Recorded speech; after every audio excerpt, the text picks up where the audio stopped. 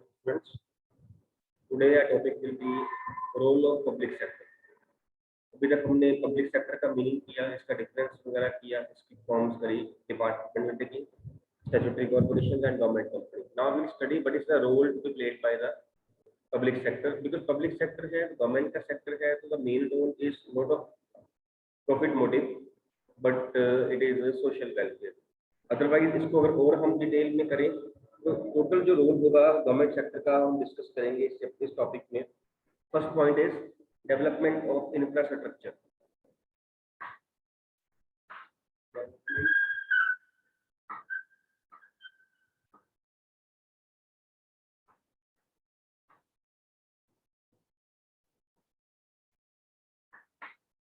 Development of infrastructure. Now what is this infrastructure? तो बता सकता है मेरे को meaning of infrastructure? Hand raise करिए प्लीज, एग्जांपल दे दीजिए. No problem. Yes Jaskaran. Sir infrastructure का मीनिंग होता है कि जो हमारी बिल्डिंग्स है, जैसे कोई बड़ी बड़ी सिटीज में, जैसे मुंबई में बहुत अच्छा इंफ्रास्ट्रक्चर है, बहुत अच्छी बिल्डिंग्स हैं. जैसे हमारी पार्लियामेंट है, वो बहुत अच्छा इंफ्रास्ट्रक्चर है. ये बिल्डिंग्स का मतलब जो स्ट्रक्चर है उसको कहते हैं.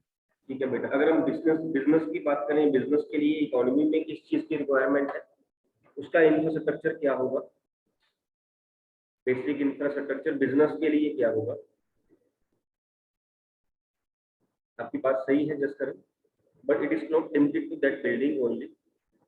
इसके अलावा अगर हम बिजनेस की बात करते हैं तो इंफ्रास्ट्रक्चर बिजनेस के लिए क्या होगा? जसकरण.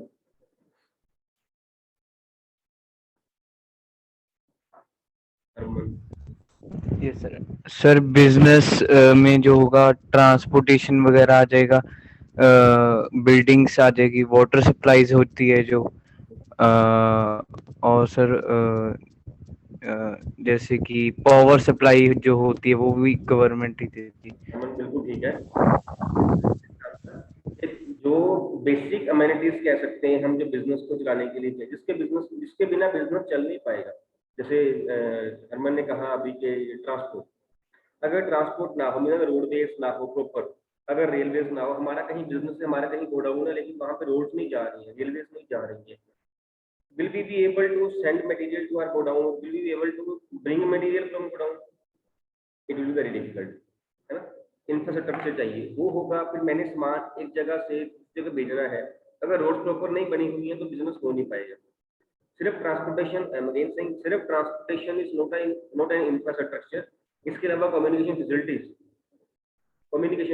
वो भी इंफ्रास्ट्रक्चर है. रेलवेज तो पहले ही बात होती है, वो भी इंफ्रास्ट्रक्चर है. पावर सप्लाई की बात कर दी है हरमन ने, कर दी है, that is also infrastructure. So Jaskaran and Harman दोनों की आपका आंसर ठीक है. बेसिक जो अमेनिटीज हैं जिसके बिना बिजनेस चल नहीं पाता, वो इंफ्रास्ट्रक्चर है. And it is the role of the public sector that infrastructure should be developed. Otherwise तो बिजनेस चल नहीं पाएगा, बिकॉज प्राइवेट सेक्टर इसमें नहीं आएगा. प्राइवेट सेक्टर देखेगा अपना जो है वो प्रॉफिटेबिलिटी देखेगा. सेकेंडली इन्वेस्टमेंट वहां करेगा जहां से प्रॉफिट्स हो रहे हो, जहां पे जेस्टेशन पीरियड एक होता है, जेस्टेशन पीरियड वो शॉर्ट हो. Now what is this gestation period?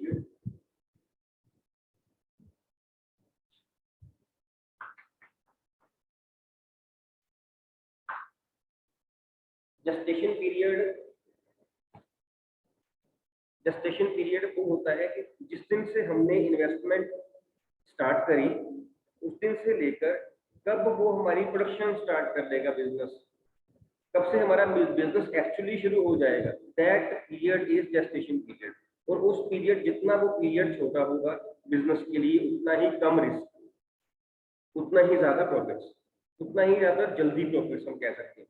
जितना जेस्टेशन पीरियड लंबा होगा उतनी ही जो प्रॉफिट्स हैं वो लेट होंगे, उतना ही रिस्क बिजनेस का बढ़ जाएगा, उतनी ही इन्वेस्टमेंट्स और लगती रहेंगी. पब्लिक सेक्टर जो है उसको देखना पड़ेगा इंफ्रास्ट्रक्चर, प्राइवेट सेक्टर नहीं देखेगा. रोड्स में, रेलवेज तो वैसे ही अलाउड नहीं है, रोड्स वगैरह में बहुत ज्यादा इन्वेस्टमेंट्स है. आप देखिए कम्युनिकेशन फैसिलिटीज में कितनी इन्वेस्टमेंट है. अभी 5G आने वाला है, 5G की बातें चल रही है, 5G टेस्टिंग हो रही है, और आ भी रहा है, या इससे पहले 4G था, जो गवर्नमेंट ने सेल किया, थाउजेंड्स ऑफ करोड़ रुपीस जो है वो सेल को लगाए गए, thousands of crore rupees. Private sector इतने पैसे भी लगा रहा है, लेकिन जहाँ पे तो इतना ज्यादा पैसा चाहिए रोड्स वगैरह के लिए, रेलवे वगैरह के लिए बहुत पैसा चाहिए, प्राइवेट सेक्टर वहां पे नहीं आएगा। एक तो जो आपकी इन्वेस्टमेंट है वो ज्यादा, एक जेस्टेशन पीरियड लंबा, जब ये पीरियड लंबा होगा तो उतनी ही लेट आपकी प्रॉफिटेबिलिटी होगी, उतना ही रिस्क आपका बढ़ जाएगा। तो ये जो रोल है, it has to be played by the public sector only, that the infrastructure should be developed so that business can be done easily.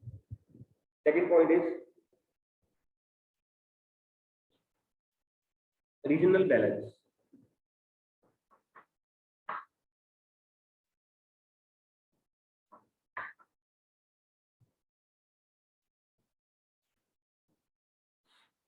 Regional balance means development of every region of the country. अब अगर public sector करेगा तो कर सकता है, अगर private sector करेगा तो वो ये नहीं करेगा, बिकॉज प्राइवेट सेक्टर अपनी इंडस्ट्री, अपनी फैक्ट्री, अपना बिजनेस वहां सेटअप करेगा जहां पे ज्यादा प्रॉफिट्स होंगे, वहां सेटअप करेगा। वो सेटअप करेगा बड़े बड़े शहरों में, वो सेटअप करेगा जहाँ पे कस्टमर्स ज्यादा आएंगे। पब्लिक सेक्टर जो है उसने देखना है कि रीजनल बैलेंस हो, वो कैसे देख रहा है, वे ये पॉलिटिकल व्यू है या जो उनकी पब्लिक सेक्टर की अपनी रिस्पॉन्सिबिलिटी है। आपने कई बार देखा होगा, सुना भी होगा कि जो लोग हिली एरियाज में, जो बिजनेसमैन हिली एरियाज में फैक्ट्रीज या इंडस्ट्रीज लगाएंगे, उनको गवर्नमेंट जो है वो सब्सिडी देती है, उनको टैक्सेस कम लगते हैं, उनको टैक्स हॉलीडे मिलती है, उनको सब्सिडी वगैरह भी मिलती है, उनको कम इंटरेस्ट रेट पे जो है वो लोन दिए जाते हैं, just because of this thing कि हिली एरियाज जो है या जो फार ऑफ एरियाज हैं वहाँ उनकी भी डेवलपमेंट हो। अगर प्राइवेट सेक्टर पे छोड़ दिया जाए कि आप जहाँ मर्जी लगाओ, तो वो तो वही लगाएंगे जहाँ पे पहले ही बहुत बिजनेसेस हो रहे हैं, तो उस साइड की डेवलपमेंट होती रहेगी। जैसे अगर बड़े शहरों की बात करें, सारी फैक्ट्री जो है मुंबई के आसपास, नोएडा के आसपास, दिल्ली के आसपास, चेन्नई, बेंगलोर, चंडीगढ़ ऐसे लग जाएंगे, तो ऊपर तो हिली एरियाज में गया ही क्यों नहीं, वहां भी तो लोग रह रहे हैं, उन लोगों को तो एम्प्लॉयमेंट चाहिए, उन लोगों को तो प्रोडक्ट्स चाहिए। वो कब होगा? प्राइवेट सेक्टर नहीं करेगा, बिकॉज प्राइवेट सेक्टर को पता है कि वहां पे कस्टमर्स इतने नहीं आने।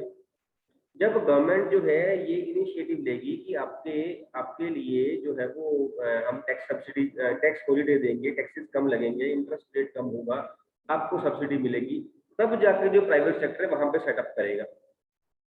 Initiative has to be taken by the government, the public sector only, so that regional balance development जो है वो हो, हर रीजन की जो डेवलपमेंट है वो इक्वल हो।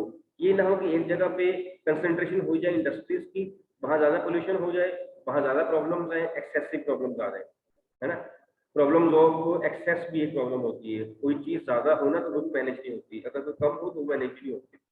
और वहां पे हिली एरियाज में जहाँ रिक्वायरमेंट है वहां पे अनएम्प्लॉयमेंट ज्यादा हो जाए, तो रीजनल बैलेंस डेवलपमेंट करना is also role to be played by the public sector. आप लोगों ने देखा होगा टूथपेस्ट वगैरह का भी नोट करना, टूथपेस्ट, टूथब्रशेस वगैरह और भी काफी सामान, सोप वगैरह, जनरली आप देखना ये हिमाचल प्रदेश में बने होते हैं, ऊना डिस्ट्रिक्ट, ऐसे डिस्ट्रिक्ट वगैरह जो है और भी डिस्ट्रिक्ट है वहाँ बने होते हैं, बिकॉज वहाँ पे जो फैक्ट्री से लगाते हैं इनको टैक्स हॉलीडे मिलती है, सब्सिडी मिलती है, इसलिए वहाँ लगाते हैं। एक तो वहाँ एम्प्लॉयमेंट जनरेट होती है, एक तो उस ऊपर से उस साइड की डेवलपमेंट, रीजनल डेवलपमेंट भी हो जाती है, और दूसरे एरियाज में जो है वो इतना पोल्यूशन का या प्रॉब्लम ऑफ एक्सेस का कोई इशू नहीं रहता। This is the role of public sector, that regional balance development should be there. Then point number 3 is economies of scale.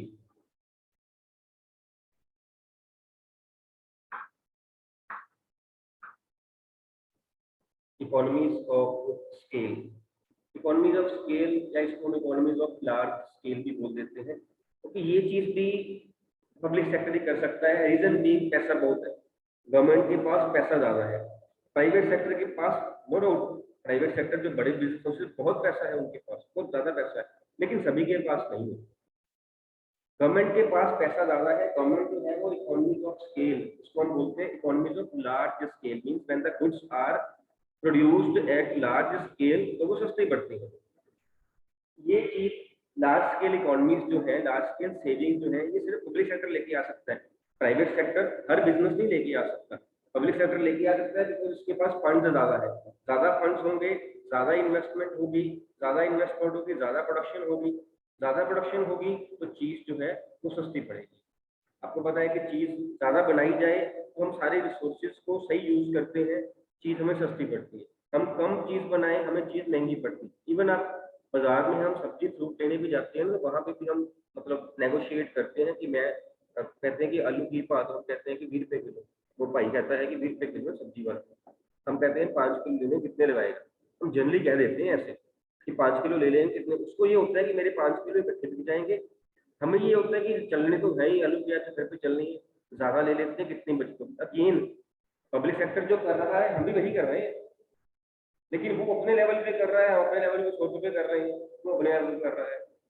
हम जो है वो लार्ज स्केल इकोनॉमीज हम भी देख रहे हैं कि whenever the goods are produced at large scale और whenever the goods are purchased at large scale, जो हम करते हैं we always see बचत हो रही है कि नहीं हो रही है, बिकॉज ज्यादा स्केल पे परचेज करेंगे या प्रोड्यूस करेंगे सेविंग्स होनी ही होनी है, because we are using our resources to the best possible level.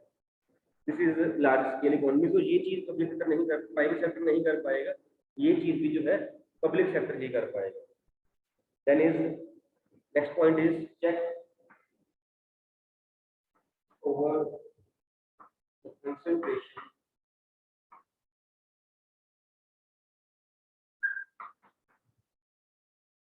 check over the concentration of economic power.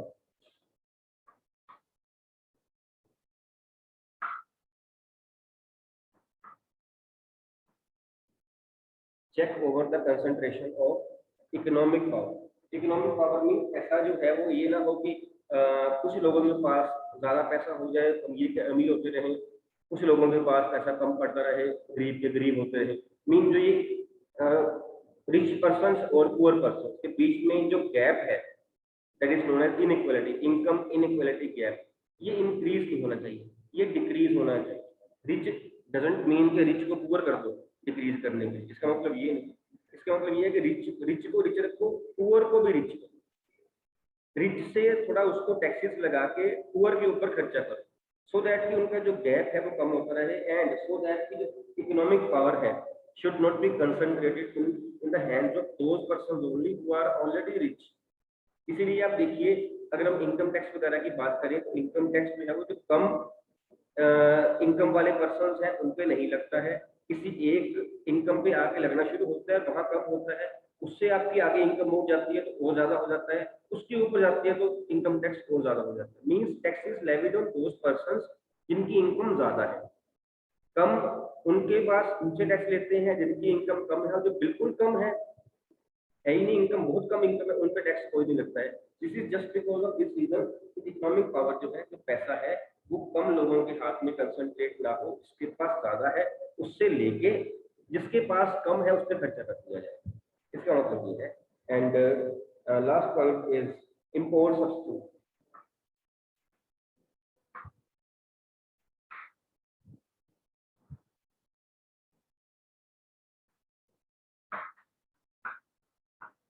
Import substitution means that the government, the public sector should find a way that how the imports can be substituted.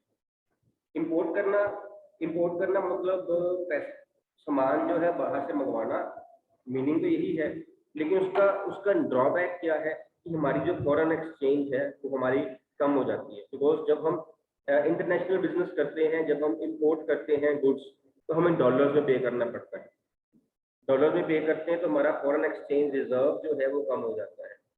तो ये public sector का role बनता है कि ऐसे project लगाए जाएं so that import कम से कम करनी पड़े और हमें अपनी कंट्री में प्रोडक्शन हो।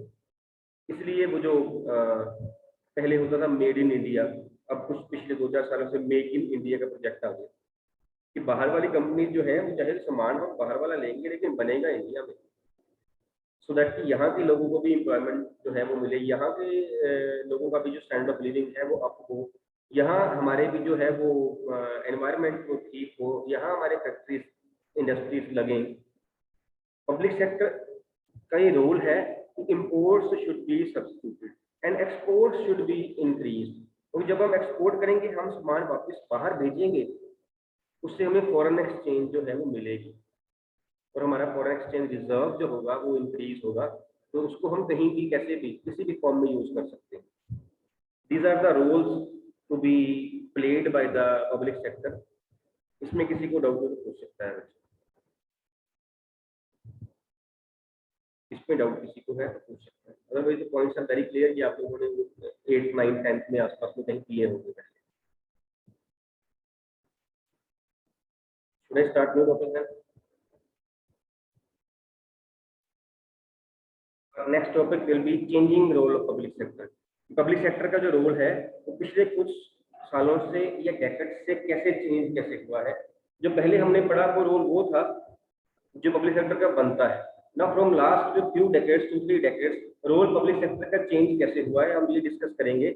और इसके लिए थोड़ा सा मैं आपको बता दूं, जो 1991 में न्यू इकोनॉमिक पॉलिसी या न्यू इंडस्ट्रियल पॉलिसी आई थी, 1991 से पहले जो था वो कोई भी कंपनी, बाहर की company was not allowed to trade in India. ये कोक वगैरह जो थी, पेप्सी वगैरह थी, इतने ये सैमसंग वगैरह तब थी कि नहीं थी पता नहीं, और कंपनी सोनी वगैरह हो गई, पुरानी कंपनीज कई हैं, कोई कंपनी जो थी वो इंडिया में अलाउड नहीं थी बिजनेस करने के लिए। 91 में जाके लिबरलाइजेशन, प्राइवेटाइजेशन एंड ग्लोबलाइजेशन, ये पॉलिसी हो सकता है सुनी हो आपको, LPG लिबरलाइजेशन, अदरवाइज +2 में आपकी टॉपिक है बिजनेस स्टडीज में, लिबरलाइजेशन, प्राइवेटाइजेशन एंड ग्लोबलाइजेशन, ये हम टॉपिक सब डिटेल में पढ़ेंगे। ये पॉलिसी जो थी वो आई, इसने कुछ लिबरलाइज किया सो दैट कि बाहर की कंपनीज जो है वो यहाँ आके बिजनेस कर सके। कुछ इनको जो है वो जो रूल्स रेगुलेशन थे वो ज़्यादा स्ट्रिक्ट थे, वो थोड़े कम किए सो दैट कि इंडिया की कंपनीज भी जो है बाहर इन्वेस्ट कर सके, बाहर बिजनेस कर सके, बाहर की कंपनीज यहाँ इन्वेस्ट कर सके। जितने हम ये ब्रांड्स वगैरह की हम बात करते हैं 91 से पहले इंडियन ब्रांड्स ही होते थे, पहले नहीं होते थे। जो बाहर वाले ब्रांड्स आए हैं वो सारे 91 की पॉलिसी के बाद स्टार्ट हुए, बिकॉज उससे पहले इंडियन इकोनॉमी में इट वाज नॉट अलाउड कि बाहर की कंपनी जो है वो आगे ट्रेड करे। Now how the role has been changed, we will study in this topic changing role of public sector. First point इसमें है, फर्स्ट पॉइंट इसमें है reduction in the number of industries, reduction in the number of industries reserved for public sector,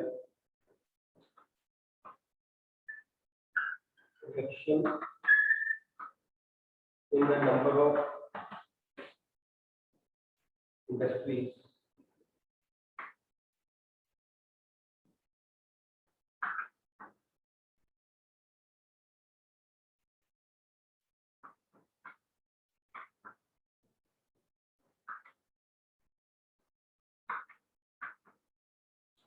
reserved for public sector to 3।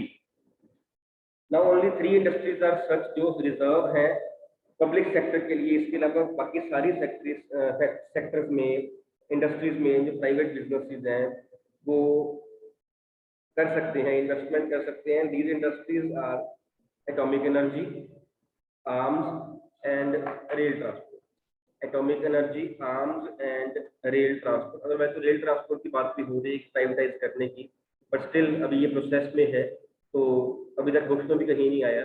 अभी तक हम 3 ही मानेंगे, atomic energy, arms means वो हथियार वगैरह है ना, and that rail transport, railway sector. Now only these, पहले क्या था, पहले 17 इंडस्ट्रीज पर दिया, जब 91 से पहले 17 इंडस्ट्रीज थी which were reserved for public sector only। Private sector वहां पे नहीं इन्वेस्ट कर सकता था। From 17 in 1991, from 17 it was reduced to 8 and then to 3। Now only 3 industries are such which are reserved for public sector only। Private sector can't invest in that। So those are atomic energy, arms and railways। Second point is disinvestment।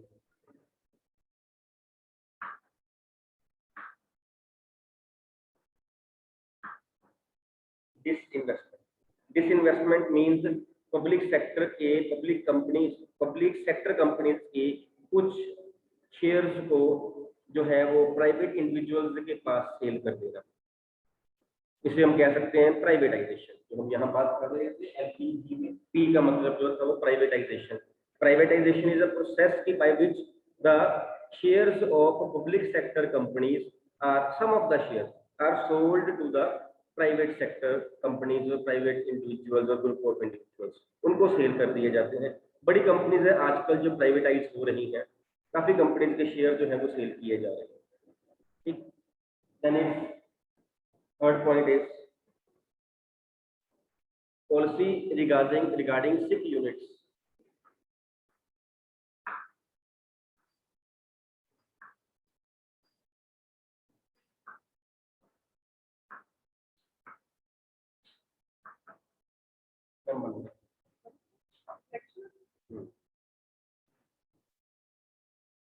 Yes. Next topic, next point is policy regarding SIC units. Now, what are these SIC units? SIC units are those business units which are regularly running in losses. Regularly. एक साल दो साल से नहीं, कई सालों से जो लॉस में जा रहे हैं। पब्लिक सेक्टर में जितने SIC यूनिट्स थे, पहले क्या होता था कि अगर लॉस हुआ आपको, सपोज कोई बात नहीं, at the end of the year जितना लॉस है तो गवर्नमेंट आपको कंपनसेट कर देगी। जब बजट बनता है जितने पैसे कम पड़े आपके गवर्नमेंट कर देगी। उससे क्या हो रहा था, पब्लिक सेक्टर कंपनीज जो थी वो अपने टारगेट अचीव ही नहीं कर पा रही थी। उनको होता था कोई बात नहीं, पैसा तो मिल ही जाना है, बाद में अगर लॉस भी हो गया था। लेकिन 1991 के बाद जितने SIC यूनिट्स थे सबकी policy it was made same the policy which was as per the private sector. अगर प्राइवेट सेक्टर की हम कंपनी की बात करें, अगर वो लॉस में जा रहा है वो बिजनेस सपोज, तो क्या होगा, अगला एक साल देखेगा, 2 साल देखेगा, या तो उसको वो कन्वर्ट करेगा, प्रॉफिटेबिलिटी में लेके आएगा उसको बिजनेस को, या बिजनेस बंद कर देगा। तो गवर्नमेंट ने भी यही किया। जितने SIC यूनिट्स थे पब्लिक सेक्टर के, the policy regarding those SIC units was made same as it was in the private sector। कि अगर आप अपने यूनिट्स को प्रॉफिटेबिलिटी में, प्रॉफिट्स में कन्वर्ट कर सकते हो देन इट्स ओके, नहीं कर सकते हो इसको बंद कर दो या इसको बेच दो या किसी और बिजनेस के साथ मर्ज कर दो। SIC units are those units. इसके लिए जो था गवर्नमेंट ने एक बोर्ड जो था वो बनाया, board is BIFR।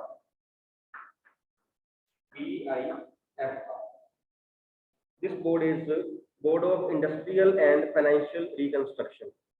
Board of BIFR, Board of Industrial and Financial Reconstruction। Name से ही क्लियर हो रहा है, वो इंडस्ट्रीज जिनकी फाइनेंशियली रिकंस्ट्रक्शन करने वाली है उसका एक बोर्ड बना। उसने देखा ये यूनिट SIC यूनिट है कि नहीं है, और अगर है इसका करना क्या, इसे क्या बंद कर दिया जाए या इसको जो है वो प्रॉफिटेबिलिटी में कन्वर्ट कर दी जाए अगर पॉसिबल है। मींस प्राइवेट सेक्टर के जैसे ही पब्लिक सेक्टर हो गया, अगर आप बिजनेस में प्रॉफिटेबिलिटी लेके आ रहे हो then it's okay, otherwise SIC units है उसे क्लोज करो। Fine. And last point here is memorandum of understanding. Memorandum of understanding.